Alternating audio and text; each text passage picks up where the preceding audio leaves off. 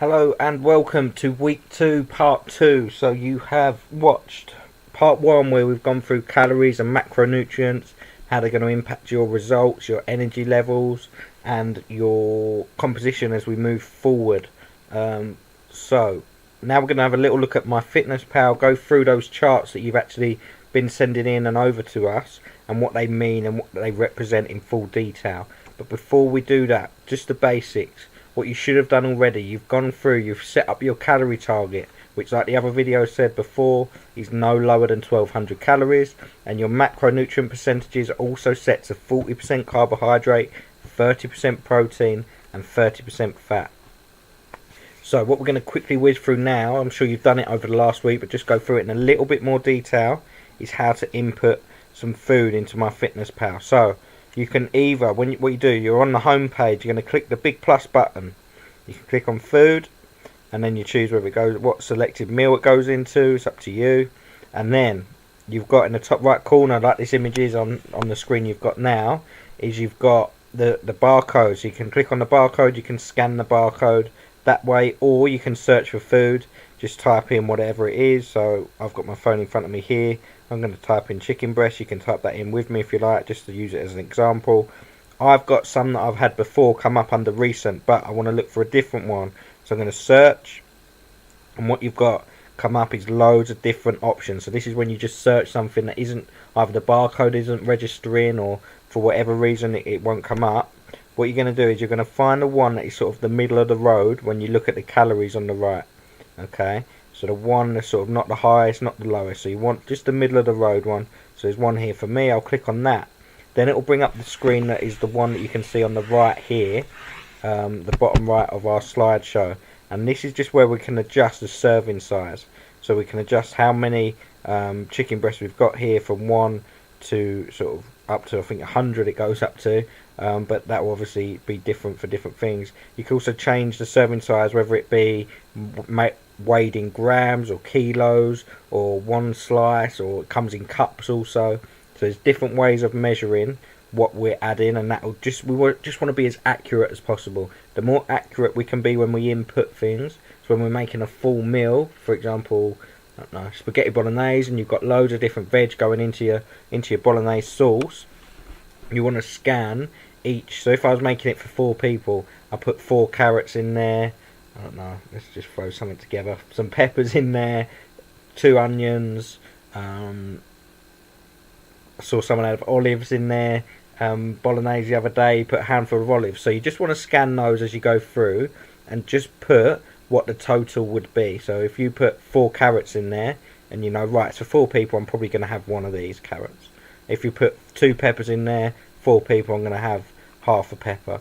Put 2 onions in there, so forth. Okay, so we want to be as accurate as possible when we're putting these in, which will make our charts that we get out at the end even more accurate.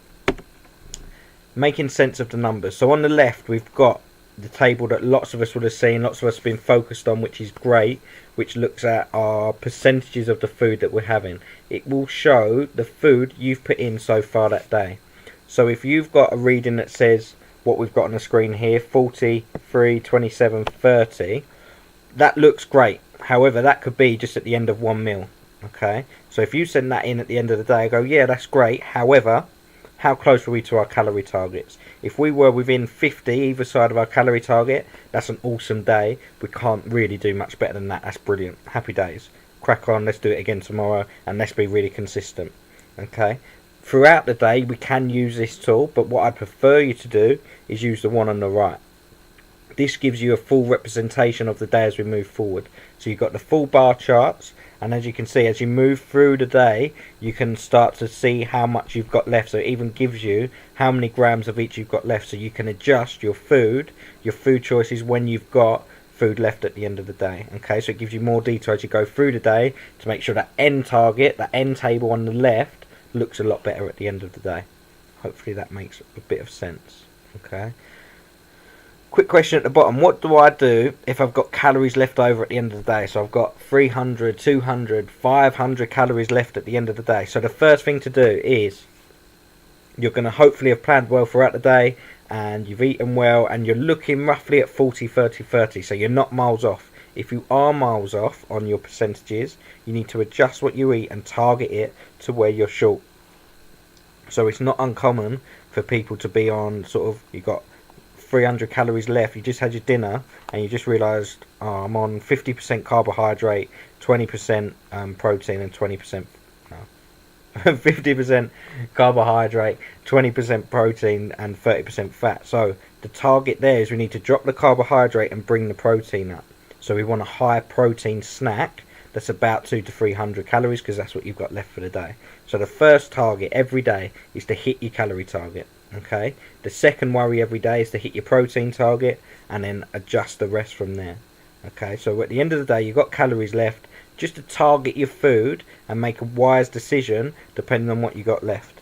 If at the end of the day you've got 300 calories left and you've got your 20% carbohydrate, 20% fat and 60% protein that so far in that day, then great, go for it. Go and get yourself some Halo Top and do a pot of Halo Top. And the majority of that is carbohydrates, the majority of it is fat, and as a result your carbohydrate and fat percentage will come up. Your protein target is already close to, you can use that chart on the right and hopefully you'll see your protein numbers are almost there, if not there already, and you can sort of have a treat meal, if that makes sense. So yeah, that's that. Finally, every Sunday you've done your weigh-in, you've got that done and sorted. You're also going to send us this. So Sunday or Monday morning, we need you to send us this chart on the right. So what this chart shows is the last 7 days of food. So it's got your calorie numbers on the left. It's also got your macronutrients. Green is fat, green is protein, red is fat, and blue is carbohydrates.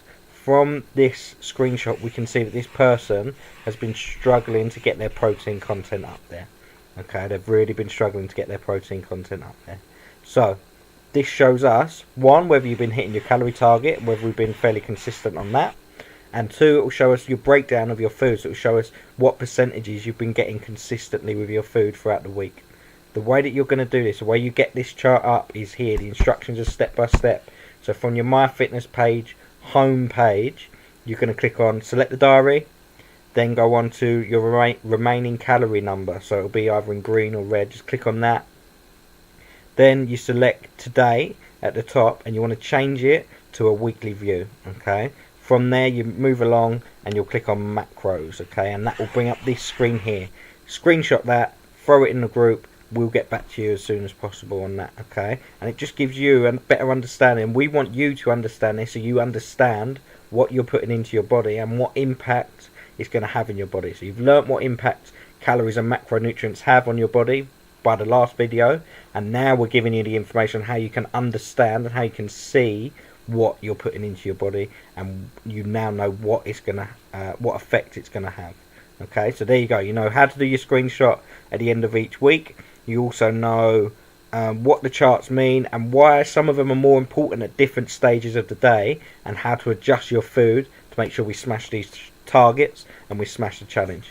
Okay, thank you very much.